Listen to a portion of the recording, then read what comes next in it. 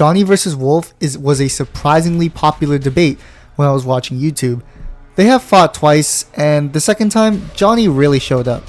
But there were some people who are saying that Wolf could have and should have won this fight. While I actually have had many thoughts about who should win during this match, I finally came to a conclusion, and I wanted to shove all of my thoughts into this one video. So, can Johnny actually beat Sensei Wolf in a street fight at their peaks? Let's find out. So the first argument I have heard everywhere is, oh, Wolf was messing around with Johnny the entire time and would have easily won. Does that remind you guys of something? Anyways, every time I hear this argument, it low-key kind of pisses me off. Like, could Wolf have easily won this fight? Yes. But was Johnny at his best for most of the fight? No. And this is a video talking about both of them at their peaks. So, Shaolin Sunset Wolf and post pep talk Johnny. Before the fight, Wolf psychs up Johnny in the locker room, reducing his confidence to a pulp.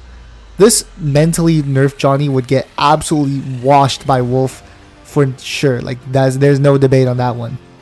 But after Johnny gets his amp, pep talks from Daniel, and he does the same thing. So I don't know how you could argue Wolf winning against this.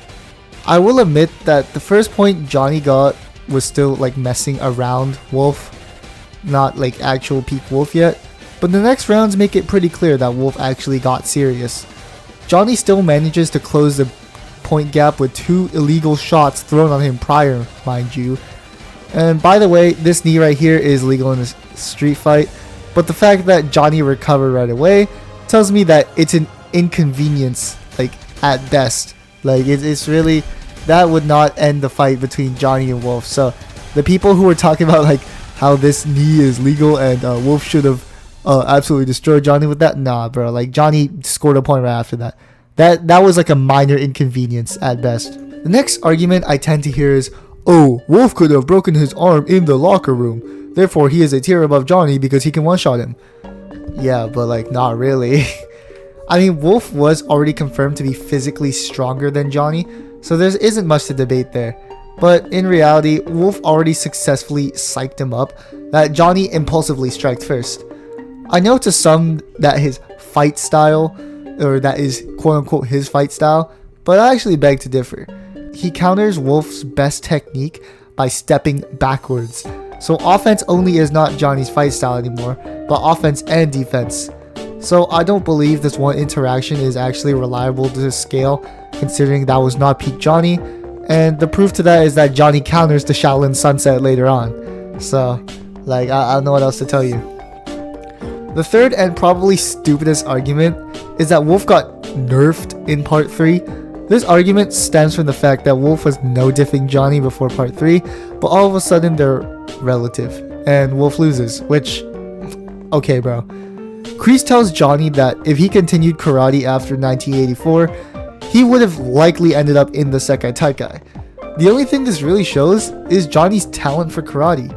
Even when he's older now, after intense training, he could keep up with a 3-time world champion who he wasn't holding up to before, and he actually ends up beating him.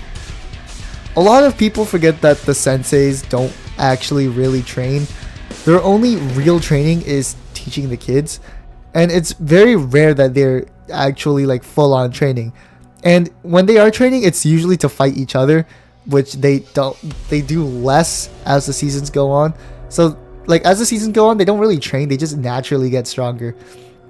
I don't think Johnny, who was already established to have Sekai Taikai potential as a kid, closing the gap after intense training is actually that crazy.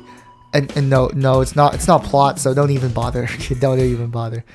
In short, my point is that Johnny always had the potential to be on Wolf's level, but just didn't have a reason to kick into it until they actually stepped onto the mat. In conclusion, I just don't think Wolf has a good case anymore after Johnny pulled a part 1 Robbie and climbed back from the freaking depths of hell to make a comeback and win.